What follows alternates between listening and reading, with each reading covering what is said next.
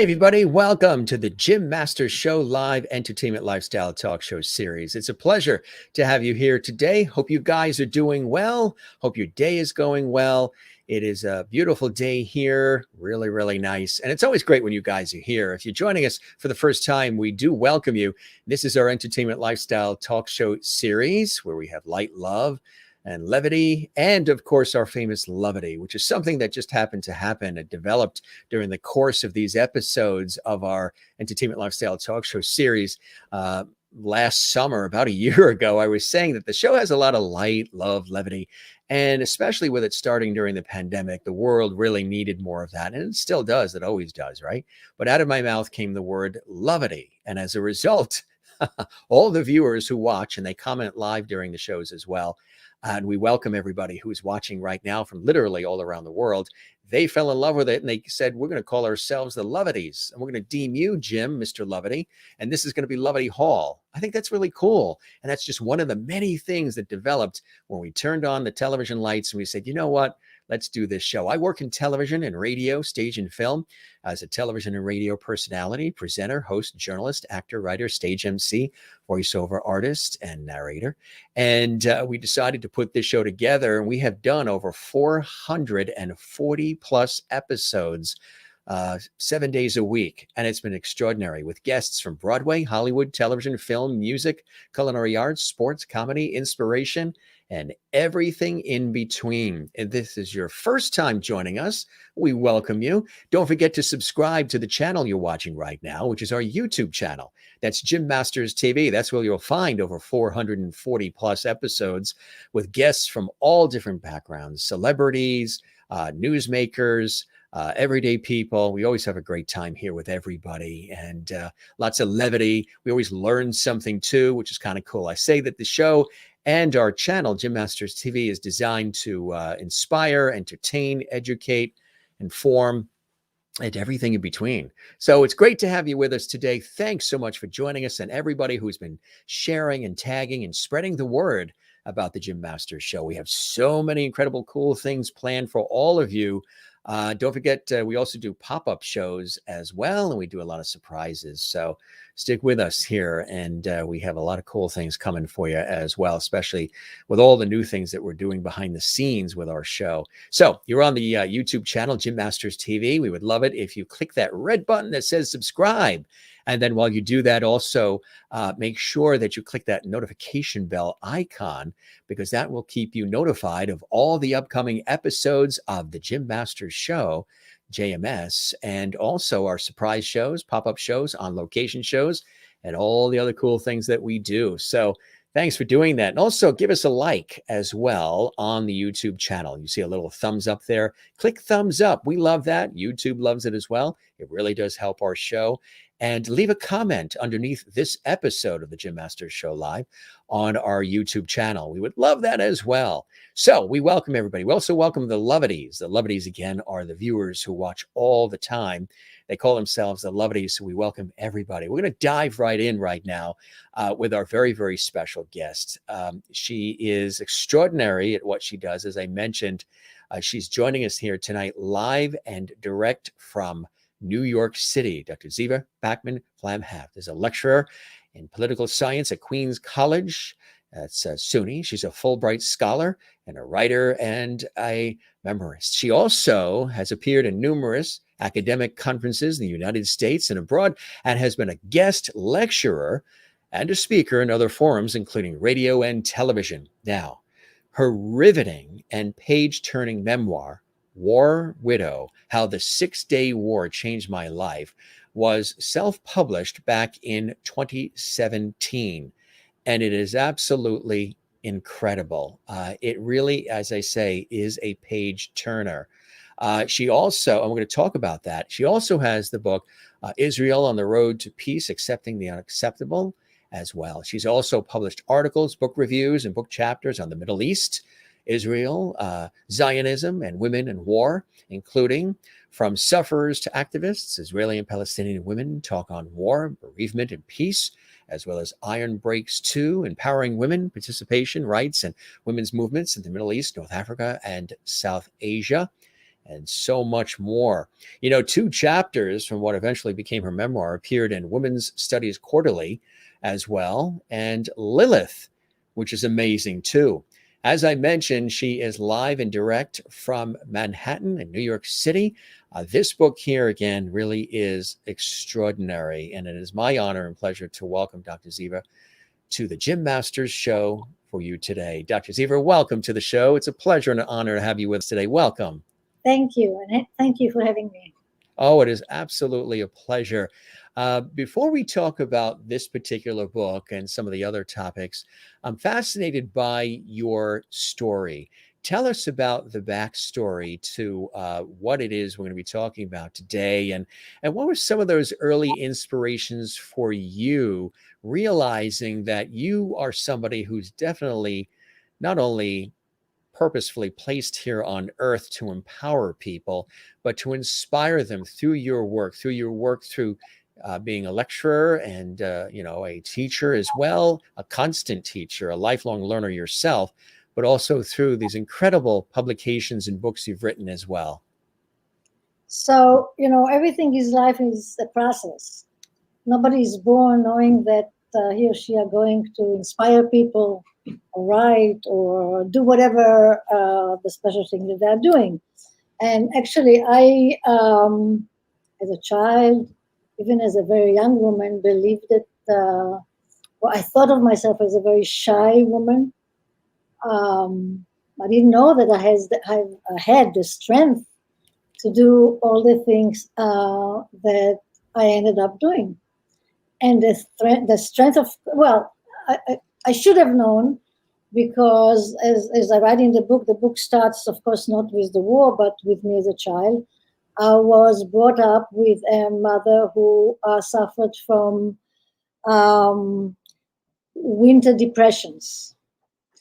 And as a kid, I was sort of a motherly kid.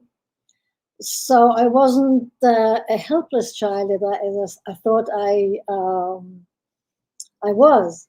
And I was a fighter in school. I fought for justice, not just my own justice, but justice for the whole classroom.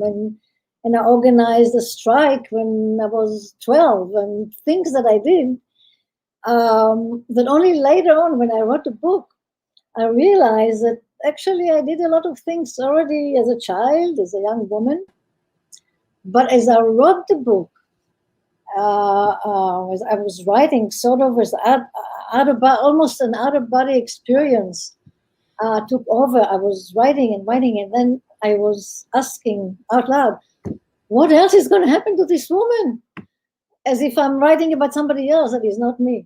So it's all a process, and every step brings you to another step, and it is never ending.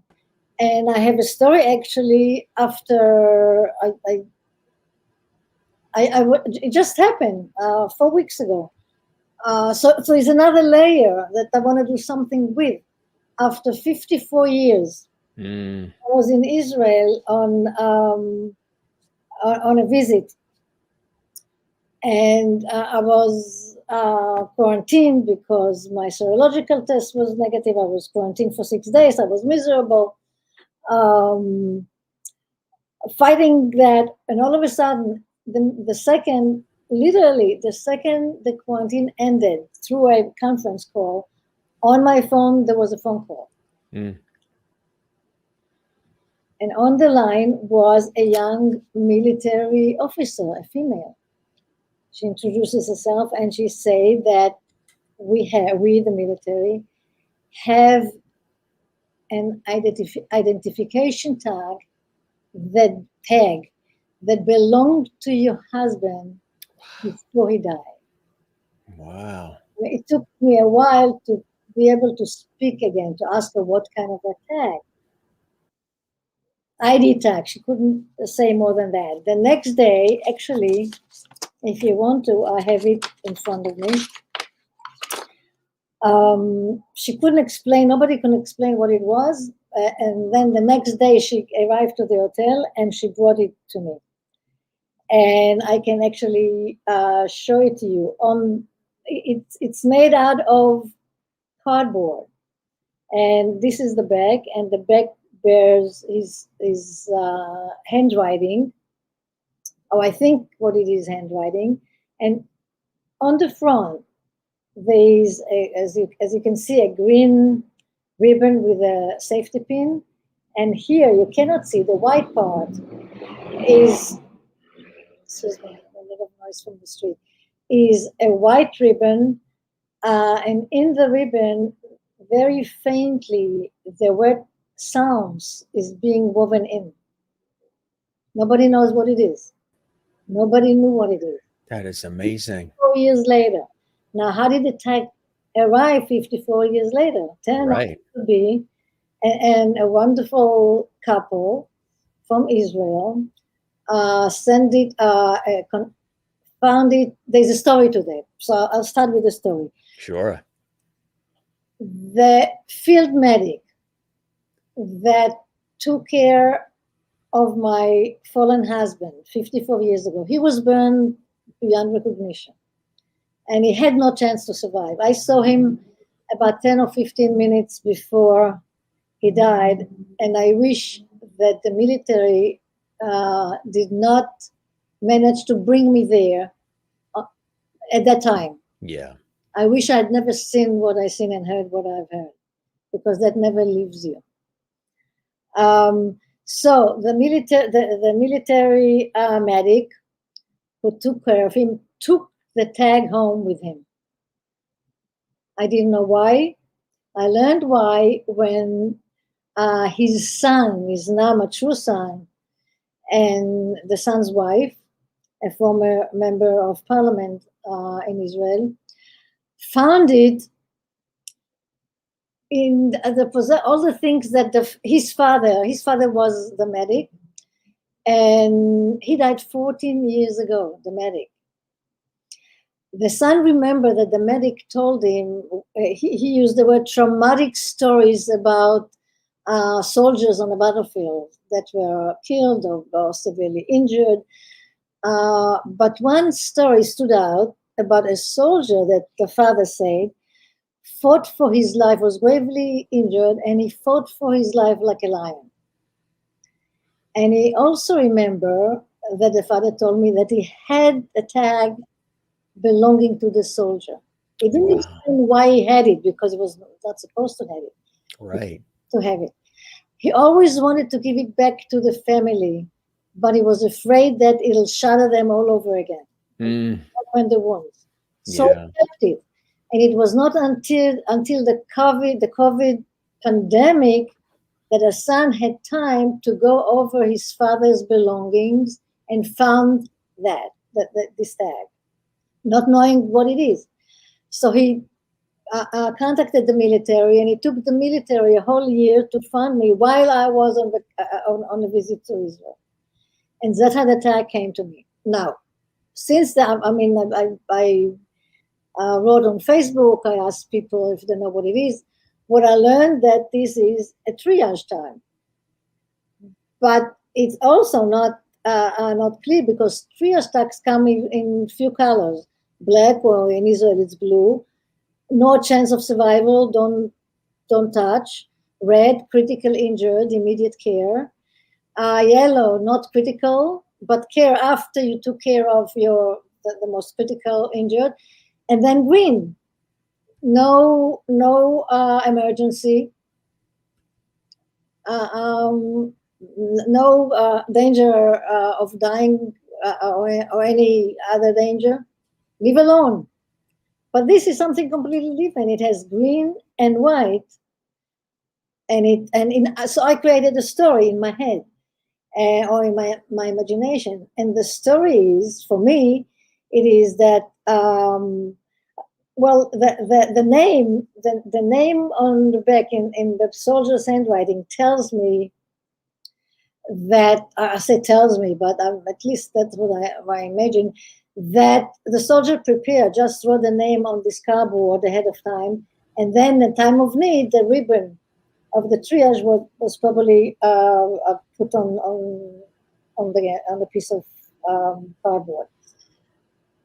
In my head, the white thing, that the white ribbon that said Psalms, probably said, okay, maybe only prayer will save the guy. Don't touch. Well, I don't know what the green is. Connecting this story to the father, the medic, who told his son, the soldiers fought for his life like a lion. He probably, my fallen husband, probably told the medic, do something, send me to a hospital. So in my imagination, again, it's only in my imagination, but it sounds correct. The medic takes the tag, put it, I don't know, wherever he puts it, in his pocket or somewhere else, and keeps it. And my husband is flown to a hospital where he lingered for 36 hours. And so that's the latest story. And what do I do with it? I have to do something with this story. Yeah. So I'm telling you the story because life is there's so much unknown, there's so many surprises, and this is an amazing story that 54 years after it happened, there is a piece of cardboard, nothing but a cardboard, and some ribbons. And it arrives to me somehow because a couple decided that it should be in the right hands. Correct. So, That is so amazing, huh? The chances of that even happening are so rare. unbelievable. I think it's an unbelievable story.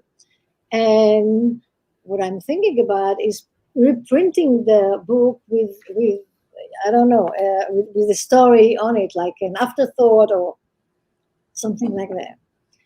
And life takes us to places that we never thought we'll be. I would never, if anybody would have told me 51 years ago that I'll be in New York, I will be living out of Israel, that I will be a teacher or a college teacher, I would say to that person, go to a doctor.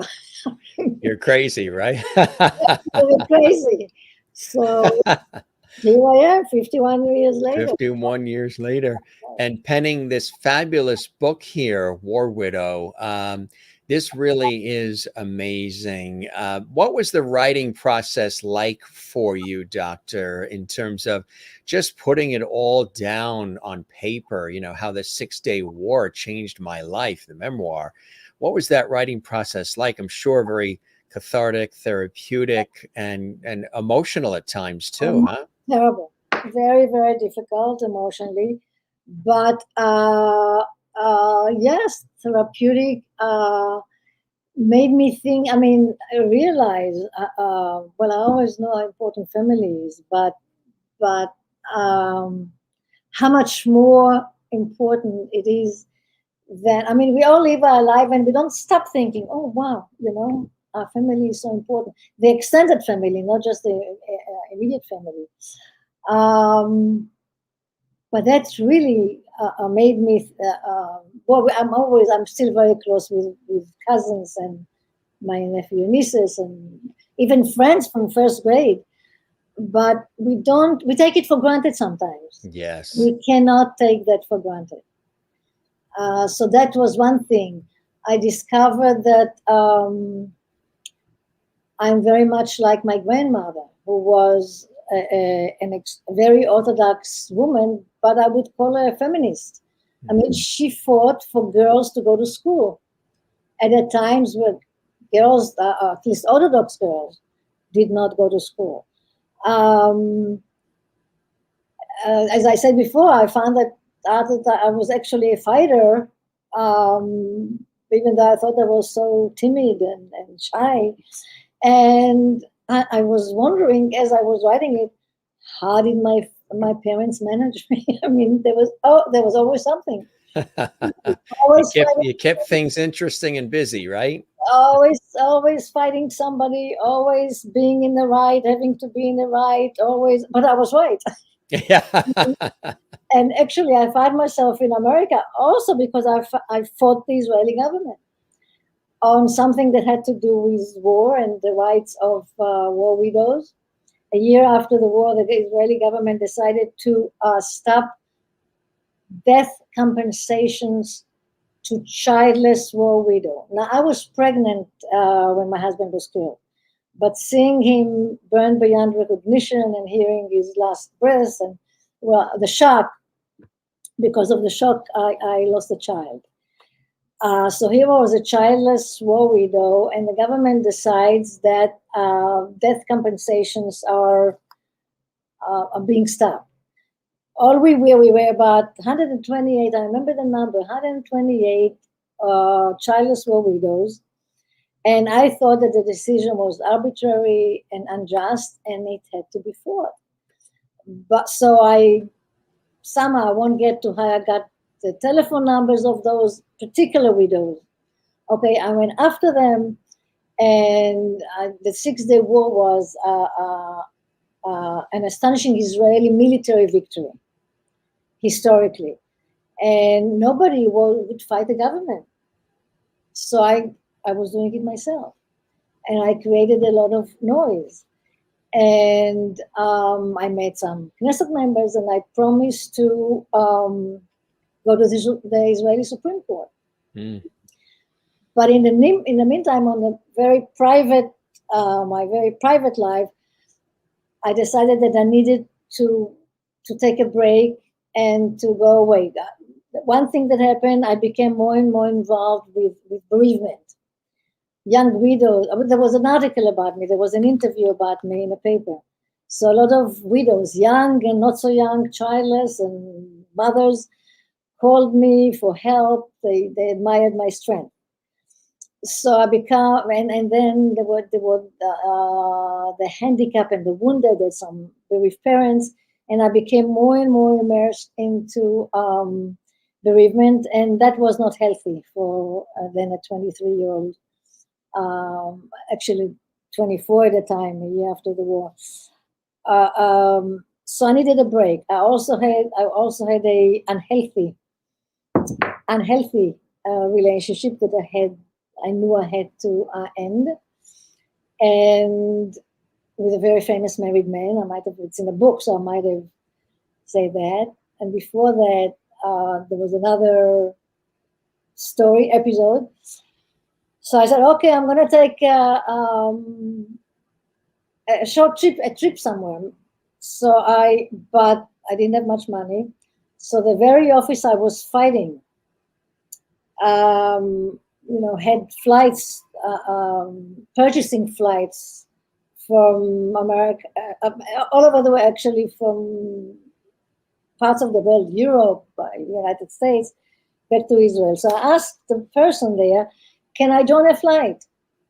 I want to go on a trip. I need to go on a trip. Can I join a flight? You need to go on a trip? For how long? Mm. I said 3 weeks, 4 weeks. I don't know. I just need to breathe different air. So he said, well, how about 2 years? We'll get you a job. So I was kidding. I said, well, you want to get rid of me? He said, that's not a bad idea. And within a week, I had a job, a ticket to New York, anything I want.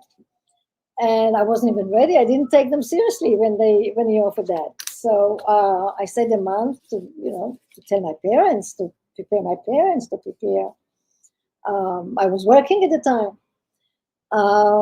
And here I was in New York. working for the government, and I came only for 2 years. But then, 4.5 years after being a widow, I married an American man. I thought he would be living in Israel with me, but that didn't work out. So I'm an American citizen, living here for 51 years and thriving. That's so beautifully said. Thanks for sharing that. The book itself really is a story of hope and self-empowerment in so many different ways, isn't it, Dr. Ziva? Absolutely, absolutely. Yes, it is. And it also has a lot of humor in it too. There are some chapters that are very funny. You cry, you laugh. Um, yes, it is. I think it is all about hope and self-empowerment. Yeah. And that's the story. Now, you've had this love of writing since you were a kid, right? Back in seventh grade, I think you had this long composition, your very first that you had to write. Tell us about that. Well, I don't even remember what the composition was about. But what I remember is that, as a troublemaker, the teacher, the language teacher, and I did not get along very well. But that composition was so good, she had to give me a good grade, and she was surprised how it was so good. I also, as a child, I used to write rhymes. I mean, I wouldn't call them poems, but write little rhymes. And I credit my father, who was an avid reader. He was always reading books, no matter, I mean, he had guests in the house, that didn't matter. He was always with a book in his hand. And he was a printer. And he used to make me read, literally make me read, and bring home every single book that was age appropriate, that was printed, newly printed. I had to read them, and it enriched my life. Then I hated it because he made me read, Yeah. right? But the rebel that I was. But I attribute that to my father and his love of books. We had a home full of books. My Mm. father had to rent a cellar somewhere to house all the books that he had. I mean, books, wonderful books. Translated. He also taught himself English already, English, and just having to read those books. And when I read those books, I rode, to the places where the story was taking place, and I felt I know that I know the characters, and books. The truth is that books does teach you a lot. It was the best school. It was the best school. I learned so much, not only about writing and creating. Well, this is a memoir, so I didn't create anything. It's all, Yeah. every. I was very, very careful to make sure that the memory is correct, and I checked some stuff. So, but the love of writing came from there. There's a scene that is described in the book, and folks can get the book to read further about it. It's very poignant. I believe it goes back to when you were two, your grandfather, or when your grandmother uttered words at you that affected a great part of your life, realizing that language, can be very, very powerful, right? How true, right? So I don't want to tell everything about it. Actually, I have some. I prepared. If you want to, I prepared some little readings from the book. If That would be fantastic. Yeah. and whenever you want me to stop and to read some stuff, I, Yeah. If you'd like to read something now, absolutely. We love that. but I want to just elaborate on the story when my mother used to get sick in the winter. Sometimes we used to go to my paternal grandparents, and my grandmother was a tough lady. Um, And there was a time we were there in a winter, and I was 2 years old. I remember things from 2.5. And I got, somebody brought me new red shoes, lace shoes. And my grandmother was trying to put them on me, and I was jumping of joy on the bed. Oh, I have new shoes! I have new shoes! And she said, "With a wicked child like you, no wonder your mother is so sick." And that is damage for life. So words are so powerful, as you say, and we have to be careful how we use them.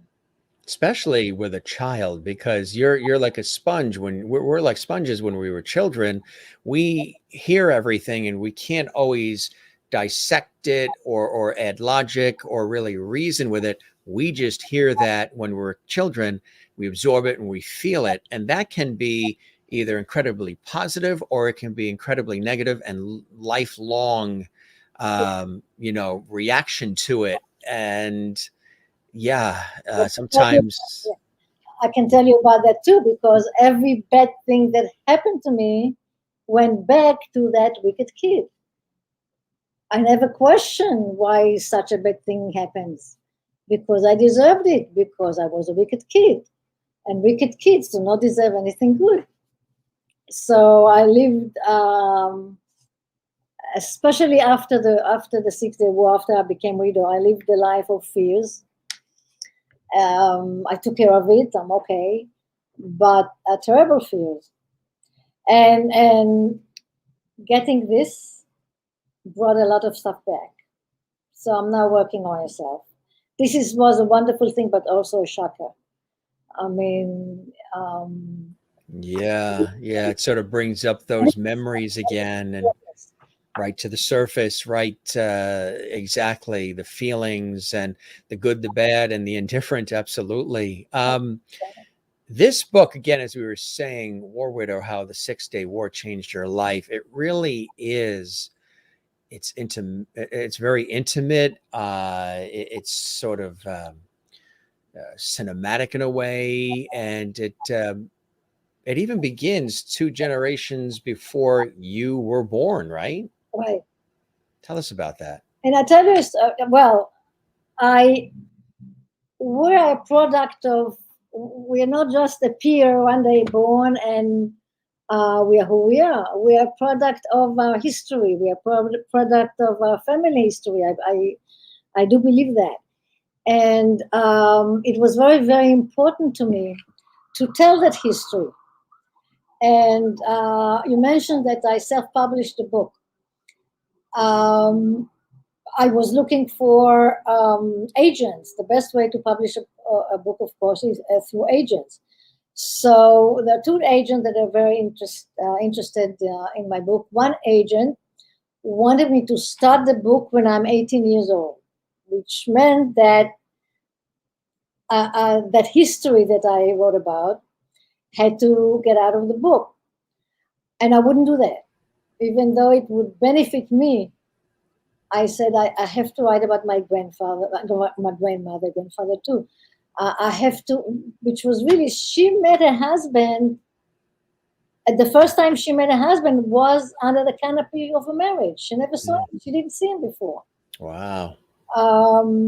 And she was a fighter. I mean, they left. I don't want to tell the whole story, but the story why they left Europe. She was fighting anti-Semitism there. She was she was the one who had the business. My grandfather studied, and she ran the whole business, traveling from Poland to Russia to Germany, everywhere. And then, as I said, fighting for girls to go to school because it was the right. She went to high school. So I had to write about that. I had to write about my mother, who was an absolutely stunning woman. She left a whole family behind at the age of 18 to go to Palestine to be a pioneer. She left to Palestine at 19. From the age 18 to 19, they learned a whole youth group how to be pioneers. Left everybody, went alone on a ship with a fictitious marriage because the British controlled the land, and they wouldn't allow women to travel, single women to arrive to Palestine, because they were a potential economic burden. So they could have done it only if they had the husband or a certificate. So she married fictitiously somebody. She got a fictitious, and that somebody wouldn't let her go. He said that he'll kill her if it was only a fictitious marriage, and he was supposed to leave her. He would kill her. That was the story, and my father confirmed that if she left him, but then he gave in, and so there are so many stories that I felt I had to tell. That's why it goes so far back. And then I had a sister, and I had to write about my sister too. And in that story, in that chapter of my sister, there are stories that are woven about Herzl. Herzl was the he envisioned the state of Israel, the first political Zionist leader. His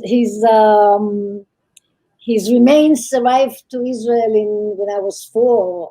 So I remember that evening that we all went there, and mischievously I poured sweet cocoa on my sister's food, but it was on a way to go to that historic event.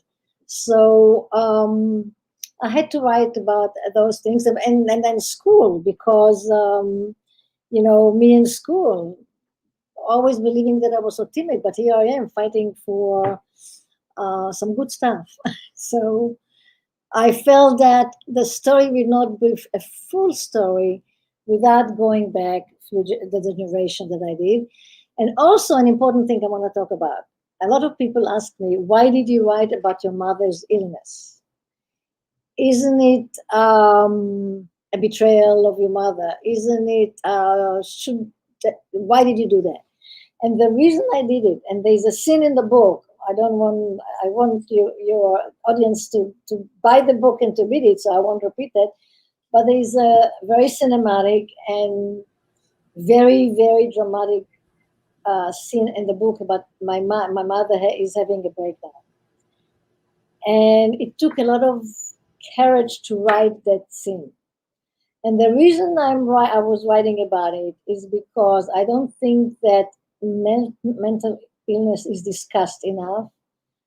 I don't think it deserves the stigma that it has. I think we should talk about it as if it were just any other illness, and be open about it, and be accepting, and treat it with the respect that it deserves.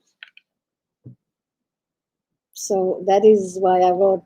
That's beautifully said, and I second that emotion, Doctor. It really, really needs to be understood or appreciated, and not shoved to the side as it's always been for so many years. Because as we see in our society, it's becoming prevalent. It's becoming something that society is trying to figure out, but doesn't necessarily know exactly how to deal with it.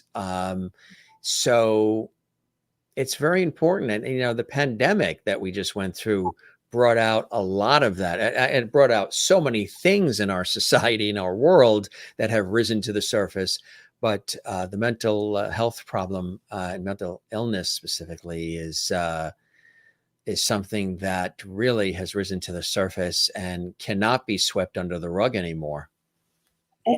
True, so true. And I am not a psychologist or a psychiatrist, so what I'm saying now is just a feeling that I have. I don't believe that we start to appreciate I don't want to call it damage. I don't know the effect. Okay, the negative effect that we all, or the long-term negative effect that we'll still feel. I don't know how long after the pandemic is over.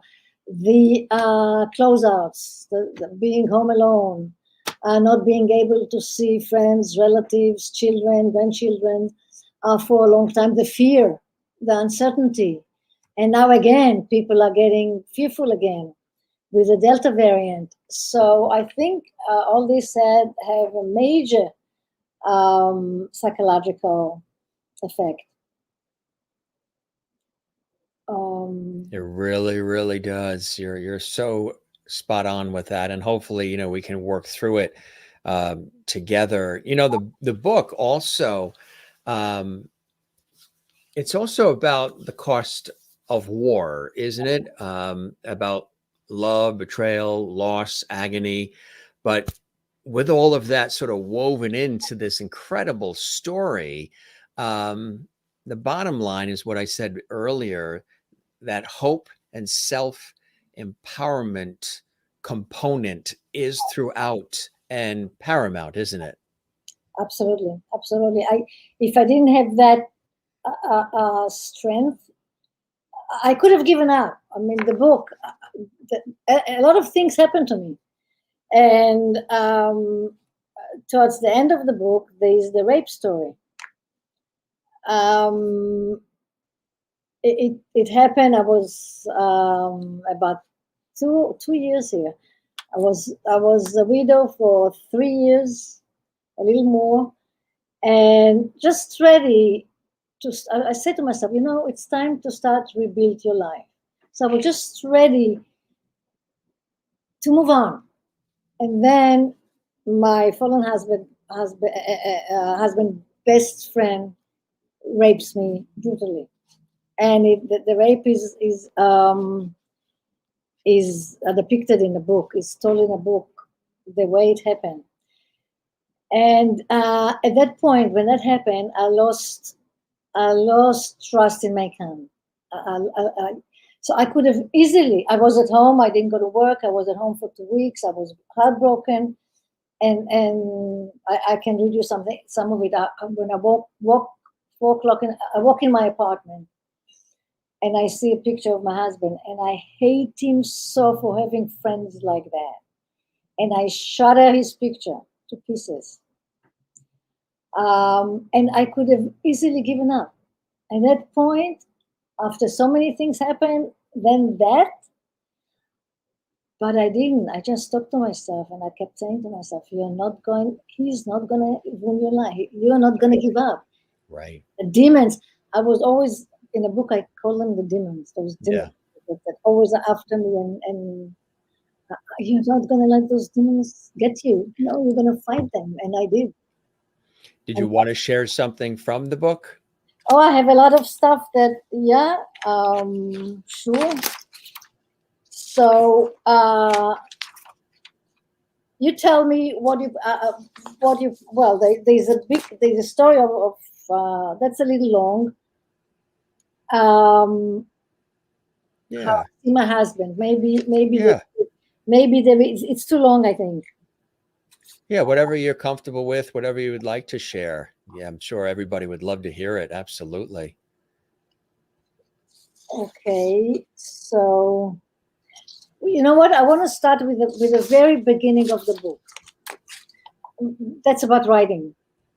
I mean, here is I don't know, 2 paragraphs or so.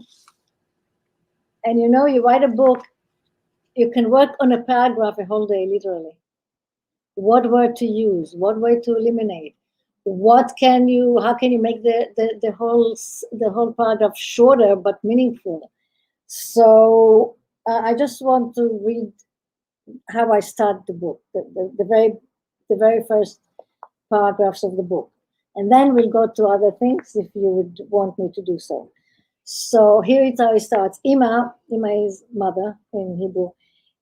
Ima's glimmering green eyes are draped in fog again.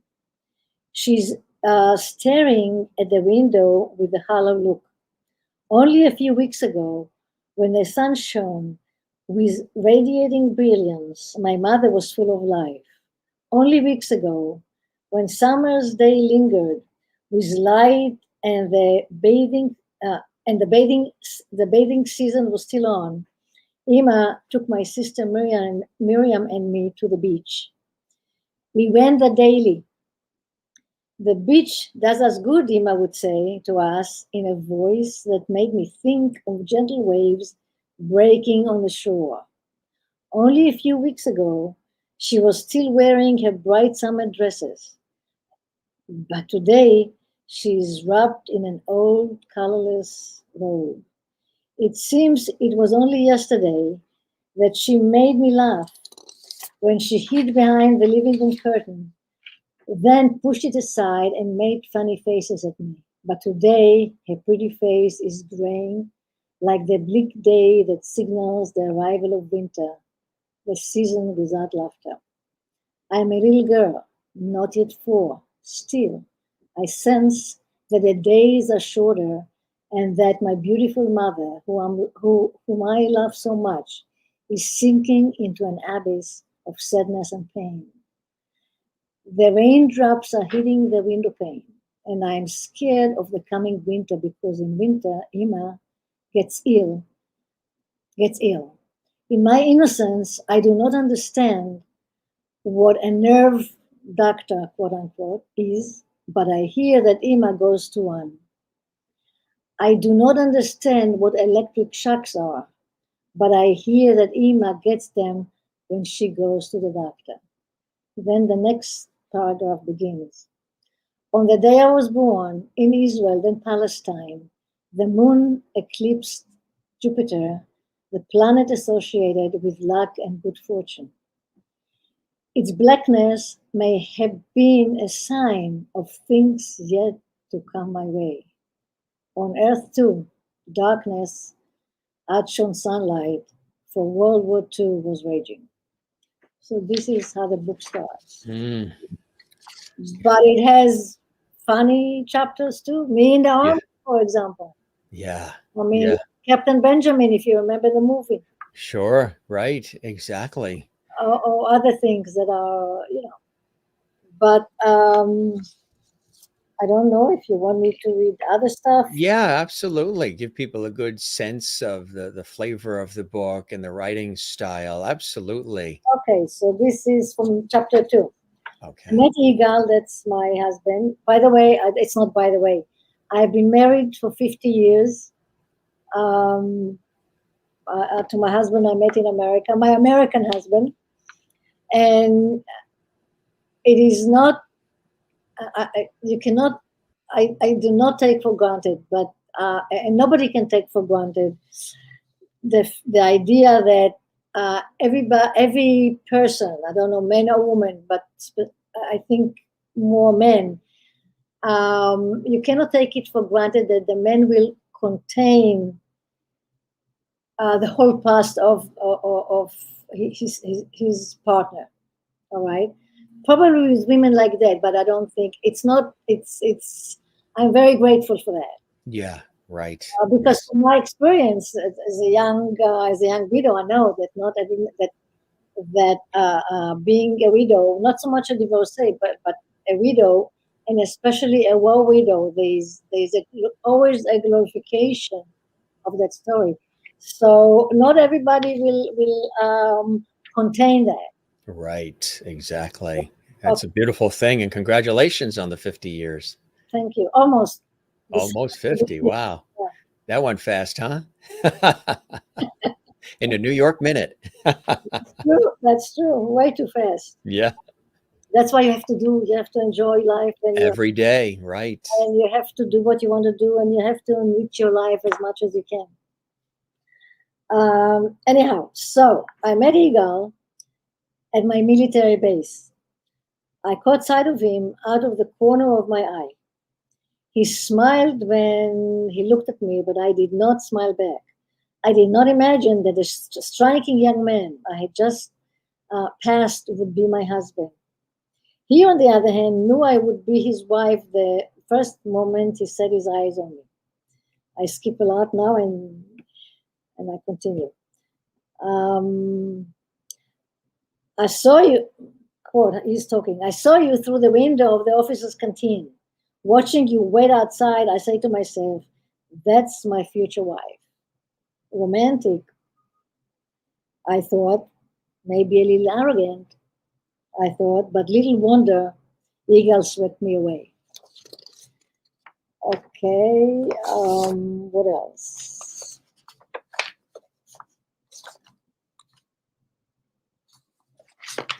I still have some of that, but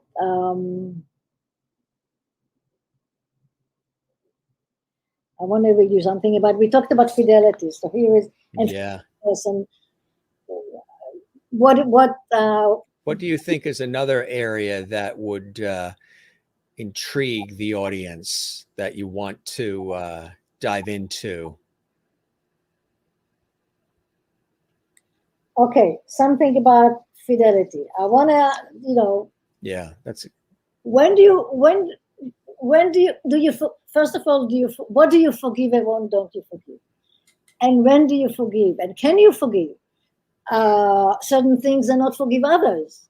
So there are two things here about forgiveness, and I want I wonder what the audience would think. So it's from the beginning, from the middle of a chapter. The wedding arrangements went on. The following Friday night, we were strolling through the crowds of then fashionable Dizengoff Street. Okay, it was very fashionable. It was like walking on Fifth Avenue or Madison Avenue. I was wearing a blue silk dress with white polka dots. Its low neckline was trimmed with a white silk collar and a big white flower.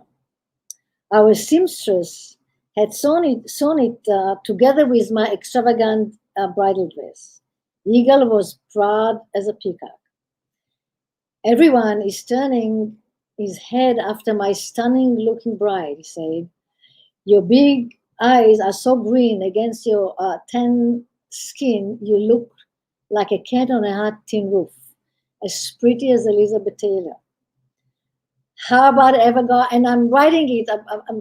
I'm writing it not to brag, but there's a reason why I'm including this sentence. How about Ava Gardner? I prefer her mysterious look, I replied jokingly, but nothing seemed humorous. When minutes later, he grabbed my elbow, directing my attention to a blonde woman who was passing by. That's her, the French woman from the beach, he said. I stopped breathing, thoughts flashing through my mind. What am I doing?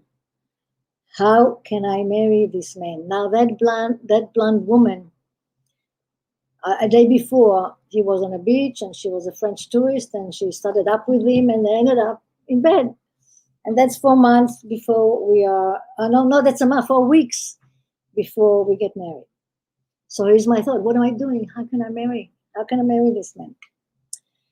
And that's the scene. I'm going back to the scene on the street. They did not nod to each other. They did not matter to each other.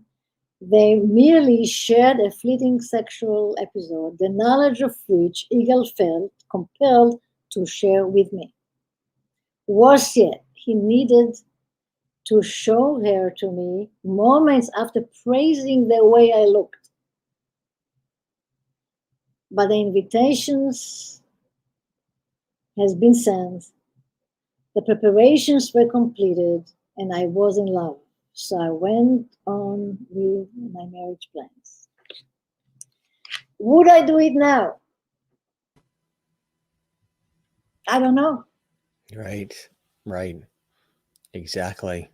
Sometimes you don't know until the events happen and then we react and we decide. That's really, again, like I said to everybody, it is a riveting story. There is the book there, War Widow, How the 6-Day War Changed My Life, a memoir, a very special guest, Dr. Ziva Bakman-Flamhaft. She is extraordinary as well. Something else too, what I think is really wonderful about this memoir that you've penned, Doctor, is that you write about, your activism on behalf of other childless widows, and I think that's a beautiful thing because there's a lot of inspiration in it for others who will read this, and their stories might not be, exactly like what you're detailing, but there might be some similarities, as far as what they're going through in their life. And hearing your story and hearing the triumph, as much as there's tragedy, there's also this resilience, this confidence, this will, this self-exploration, all of this that you've been able to experience in your life, and coming out of it on the other side to be able to tell this story. Because I know the telling of the story is to not only think about some of these things that you've experienced and the family has experienced, but also to encourage and inspire others, the readers, the folks who consume this material. And so the activism and the inspiration are throughout as well. And that's a beautiful thing, Doctor. I'm so glad you caught it and you're speaking about it, because that's the reason really I wrote the book. And I'm going to retire. I'm retiring, but I cannot do nothing. Right. I'm thinking, okay, what am I going to do?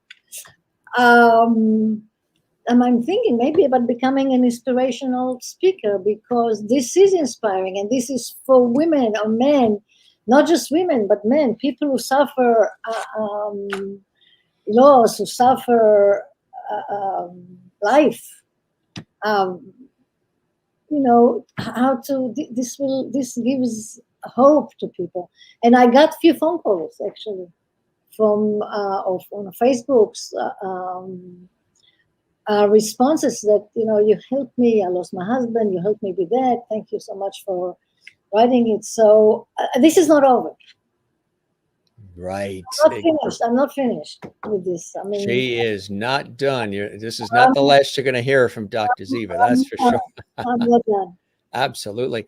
Obviously, too, as you are writing the book, there are things you're learning about yourself along the way. What are some things that you experienced as well, and some of the things that you learned about yourself through writing in general, but specifically this particular book, Doctor? So the strength. I mean, the one thing that is woven throughout the book is the strength that I didn't know I had. As I said before, I thought I was a timid young woman. Even as a married woman, I thought I was. And then this tremendous strength and resolve, right? It shows itself from nowhere. And I have to do what I have to do, and I don't give up. And I ambush these women, these young women, and I get a reporter to interview me at home, and no woman wanted to show up. I mean, everybody said we are not fighting the government after this war, but I ended up with 5 women in my apartment. The description is in the book. I won't repeat it. And writing letter to ministers and going to I went to Parliament. Now, if anybody in the audience would start to imagine what I thought about myself, how timid I thought I was. Right. Yeah, I ran to Parliament to speak with. I mean, to make a case. Mm-hmm. And a few days later or a week later, the papers are full. Not my name, not my personal story, but all of a sudden the subject is out in the open, and everybody is talking about that. So, and then a member of parliament, she's gone now. She's the one who actually changed the law, but I made the noise. I mean, I started the story, how unfair it is, and then I also learned that 128 women. It's not so much money for the government to continue, right? The death compensation. The idea behind it was to put economic pressure on us so that we will rebuild our lives. Now, is that stupid? Is that how you rebuild your life, under pressure? To have to get married, so you have somebody to support you financially. The answer is no. So, and the most ironic thing about that the very people I fought after 6 months after I was already in the United States, the office manager got pregnant after many, many years of marriage, and she left, and they called me to come back to be the office manager of that. It was the arm in the defense ministry who is responsible for bereaved families. So it was a huge, I fought them, right? It was a huge compliment, but then I said, it's unhealthy, it would be very unhealthy to go back to bereavement and when you try to rebuild your life. So thank you very much, but no, thank you. Right. So, the book really is, it movingly does demonstrate how possible it is in all of our lives. Obviously, things happen in our lives that can be shocking, surprising, unplanned. We've learned that, at the time of the pandemic. But in everyday life, there are things that happen. And the key to it is how we react. And also when we realize that there is the ability to have hope, there is the ability to move forward in the face of tragedy and help others in the process. And that's exactly what you're doing and have done with your life. You've moved forward and continue to move forward through it all, but are inspiring others along the way. And it's how you've reacted to it. You could have taken these scenarios, these situations, and have said, this is overwhelming. I'm going to pull the shades down. I'm not involved in society and I don't trust anybody. I'm not. Instead, you went in the opposite direction towards the light. And that is a really very important thing for people to note, and a very hopeful thing for people to realize that if the doctor can do this, so can we. And the book has that hopeful theme throughout it, right? Yes, even after the rape, as I said, that completely shattered me. That really broke me. That it could have happened after everything that happened, and that a man, my husband's best friend, could do that. And I have a short description. I have a whole chapter about that, but I have a short description that is shattering, and that I overcame that is due to I used to talk to myself a lot. Sure. Yeah.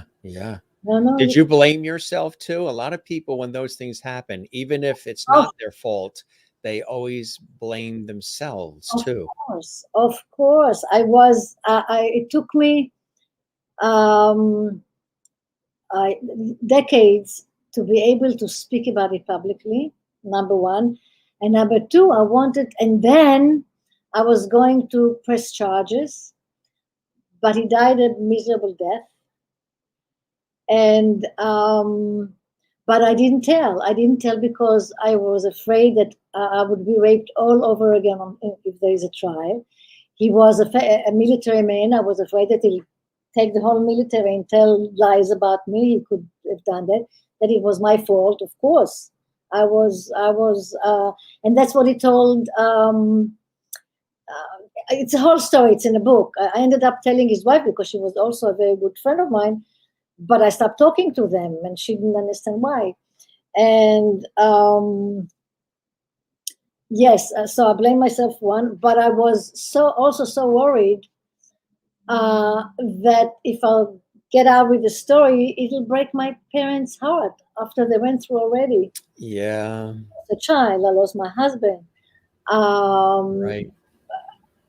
What will it do to them? So the reason why women don't talk. You're right. We talk many, many decades later. Right. And it's not, women, it's not your fault. It's never your fault. I want everybody to know. I was walking on New York Street, and a young woman was walking.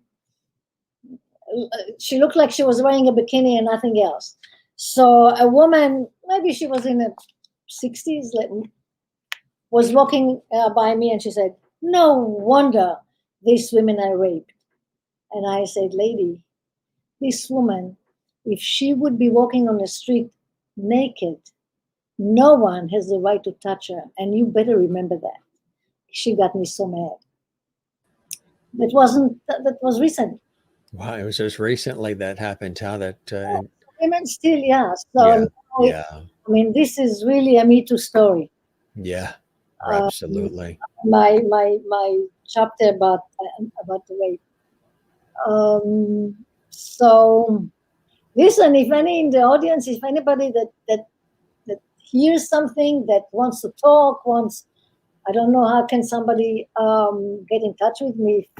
They Um, can connect through your website. Yeah, we've got the website information here right. as well. So, and it's a fantastic website that people can peruse to make some connection as well. Are you working on other different projects too right now and things that you're working on? I know you're always keeping busy. You have your hands in so many different things, and you're coming out of that sort of hiatus a little bit.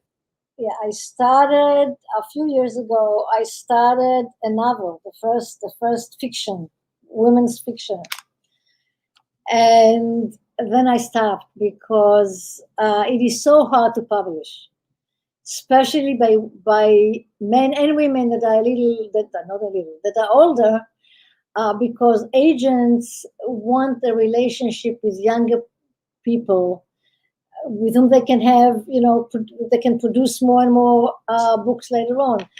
So I had it in those exact words. So I gave it up, but maybe I'll still do it. I don't know. And Somehow I think you will. I, Knowing you, I think you will. I have few chapters of the book, and then I said, no, you're not going to go through with Yeah, agents, and I don't know, maybe other, maybe that's it. something. I don't. Well, there'll be That's it. something. I'm not. That's As I said, I'm not done. as you know so well, never say never, right? Because you That's just right. never know when that That's right. inspiration will come to do it.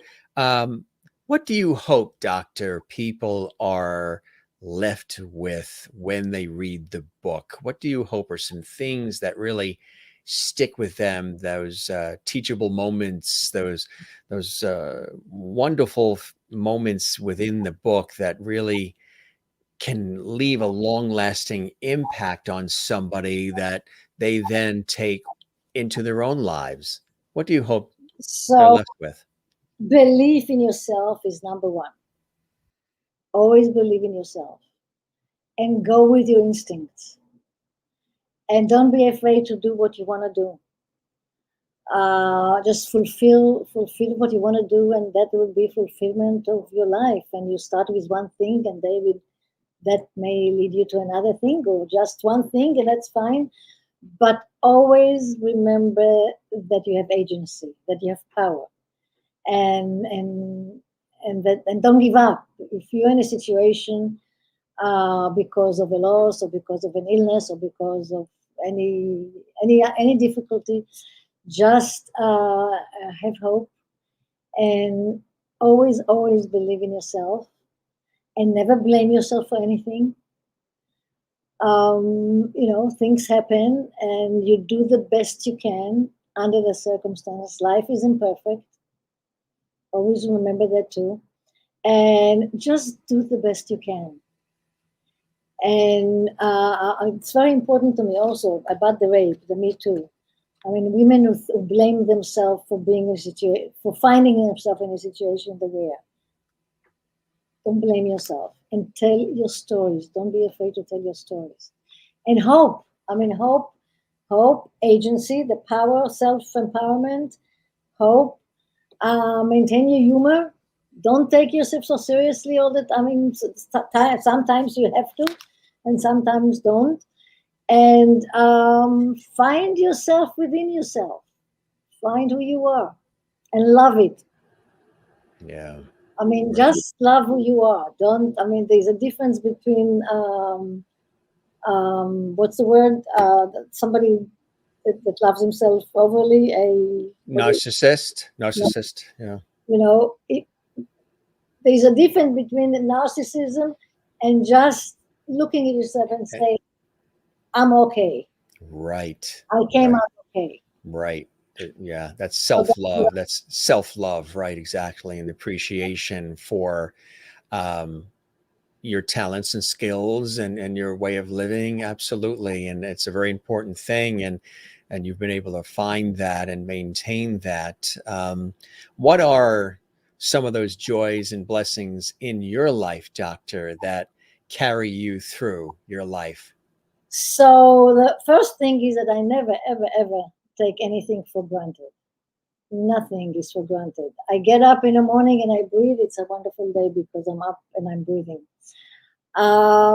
Anything I'm looking at now, I see part of the East River. It's just wonderful to see anything. I mean that I can see, that I can touch, that I'm alive, and I'm okay for my age. That I have a daughter who was really a miracle baby after everything I went through in Israel in a hospital. That's in the book. I won't repeat that. Having a child that is married and having two grandchildren, the joy of our life. Uh, having being able to influence people in a classroom, to teach, to open people's minds. That is a great joy. Teaching is a great joy. It is. And I would be teaching until I don't know when, but you have to give room for the younger generation, other people to do the same thing.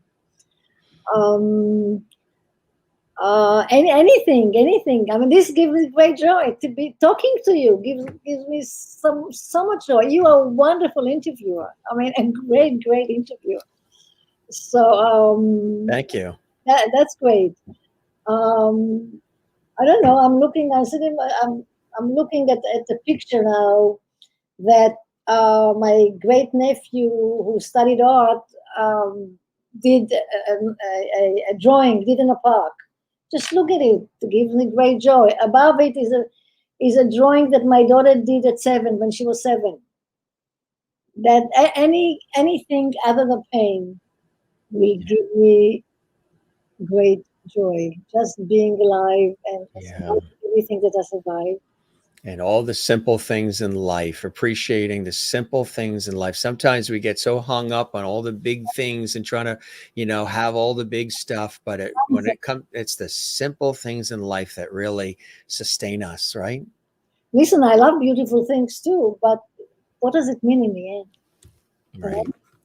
I mean, it's the inner you, Right. and the friendships that you have, Absolutely. and being able to give. Yeah. I mean, even if it's a good advice, even if Hmm. it's whatever. I mean, that's joy, the joy of giving. Uh, Well, we have certainly had a very joyful time and inspiring time together here on the Jim Masters Show, Doctor. This was really fantastic. Did you from want to leave the audience with something positive? I mean, what you just said is fantastic. Is there another message you want to leave in case maybe there is somebody watching this right now or later on and they're going through something very tough and they don't know how to get beyond it? So I'll repeat what I already said. You have strength. I mean, everybody. We have strengths within us. We have good and bad within us. So let the good shine. All right. And just always have hope and always look at the I don't want to, it sounds like a cliche, but always look at the half full glass. That's how I survive. Yeah. Right. Always be optimistic, no matter what. Optimism is what saved me. Optimism. Yes, absolutely. Every day, as I always say, one of my master's mantras each day, is a day to be inspired and to inspire.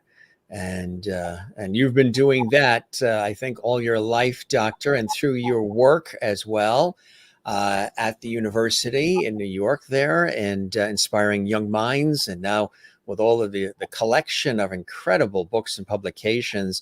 The books themselves, we mentioned the website. This particular book, which again is absolutely. So open. You were so open and giving and sharing the tale and your story as your memoir, War Widow, how the 6-Day War changed my life. This book and the others are available at places like Amazon and online as well, right? I think I saw it also on Right. Amazon.com Amazon.com and Barnes and Noble. and Barnes and Noble as well. Right. Perfect. Yeah. And if they want to check out more and get a little more inspiration, the website that you have as well is a great place too. And we'll throw that up on the screen there. There you go. There's the website. It's basically the doctor's full name. And Doctor, this was amazing. A wonderful conversation. And Yeah. I certainly hope that the show met whatever expectations you had and that you enjoyed the time with me here on the Jim Masters Show. We'll keep the porch light on for you. You're welcome back anytime. And I thoroughly enjoyed it. I know our viewers around the world, our lovities, did as well. And I hope you enjoyed it as much as I did. Enjoyed it tremendously, and thank you so much for having me. Oh, it was my pleasure. Levity is a great, great word. Isn't it amazing how that happened? Levity. It slipped out and it stuck, which is perfect. Sometimes that happens in life, right? Right. That's it. Wonderful. Yes. Well, you be well. Best of health to you and the family, and you take care. Thanks for all of the time you've spent with us. So we chatted for about an hour and almost 20 minutes, which is amazing.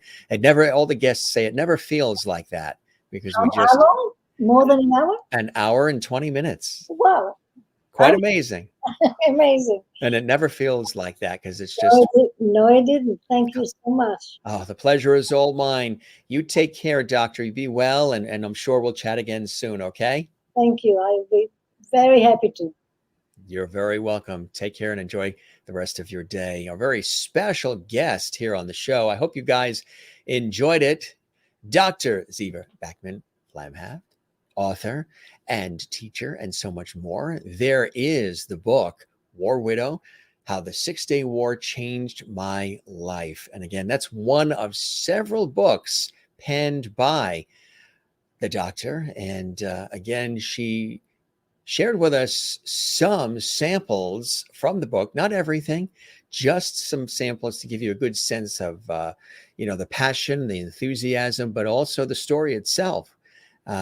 That story might not match exactly what you're living through right now. However, I'm sure there's little elements in there that you might connect with and relate with. Somebody that you know might as well. The book could be a good gift for somebody too. It's a tremendous read, really is. It's her memoir. And again, she's got a bevy of other books too that she's written. And I don't doubt that this is not going to be the last we see of her as far as her writing. She mentioned fiction coming out and other wonderful things that she's doing. Hope you guys enjoyed this. This was really a thought-provoking and inspiring and riveting conversation. That's what we do here on the Jim Masters Show. We have entertainment with great guests who are from the worlds of entertainment. We have inspiring guests. We have a good time together. And it's always a blessing to be connected with all of you who watch regularly from all around the world. Don't forget to subscribe to the channel you're watching right now, which is our YouTube channel, home to the Jim Masters Show Live Entertainment Lifestyle Talk Show series. Hit that subscribe button and also hit the notification bell, the little bell icon you see on the screen, so you don't miss any of the amazing episodes we have. Over 440 7-day-a-week episodes we have done of this series thus far, and we're still just getting started. Thanks for all the comments, all of the Instagram messages, the Twitter messages, the Facebook messages, all the posts celebrating the Jim Masters Show Live and all the amazing guests and everything we've done thus far. Really is cool, and we appreciate you whether you watch daily or once in a while. And don't forget, you can binge watch all of the episodes on the YouTube channel. Every episode since the very beginning, including this episode here with Dr. Ziva. If you'd like to see it again, feel free to do that. Share the links on your social media and everywhere else. And we would really, really appreciate that. This was terrific. And again, more great guests, more great conversation, more of us back and forth, host and lovely viewer. That's what we do here. We're a very interactive show, and I love it. Don't forget, gang, we always say don't forget to smile and don't forget to share the lovity. That's really, really important. And find your Zen place. Mine, of course, is with loving family and friends. I'm also a cyclist. I love tennis, writing, music, gardening, sports. I don't know. Also love the ocean, as you guys know. Those who watch our show regularly, the lovely viewers, you got to drag me out. I love swimming, surfing, boogie boarding, sailing it, the sun rising, the sun setting in it, and the ocean is a go-to place for me. So find your Zen place. Also, my work in television, radio, stage, and film over the years, on air, on camera, behind the scenes. That's also a Zen place for me, doing what I love and loving what I do. Our YouTube channel, again, the channel you're watching right now, is Jim Masters TV. It's a channel dedicated to entertaining, inspiring, educating, and informing as well. We always have a good time, lots of laughs, and anything can happen as well. So we thank you very much for joining us, everybody. We hope you enjoy the rest of your day, morning, noon, or night, whatever time it is that you're watching this. And thanks for participating in another fantastic episode of the Jim Masters Show Live. We'll see you on the next one, okay? You be well, you take care. And as I say to all the guests and all the viewers, go stretch those legs now. Get the circulation going. And don't forget to breathe from the diaphragm. And you get a fuller breath. You know, we're always running around hyperventilating these days. Got to be there, got to do this. Breathe from the diaphragm. Professional announcers, folks like myself, television, radio personalities, we know that. Singers and performers know breathing from the diaphragm. Athletes know it. It's really, you get that full breath. You just feel so much more energized. And of course, everybody's welcome to join us here on the Jim Masters Show Live. It doesn't matter your religious views, political views, your gender, your height, your weight, your zip code, your income, eye color, doesn't matter. You're all welcome to join us here for an incredible process we have here called this wonderful show, the Jim Masters Show Live. Good night, gang. Take care. Be well. We'll see you on the next episode, and spread the word about our show. Tell everybody you know. Just go on top of Mount Everest with a bullhorn and say, the Jim Masters Show is the place to be. We would love that. All right, gang, you take care. I'll see you next time. Be well, and thanks for joining us on the Jim Masters Show Live. Take care. Bye-bye.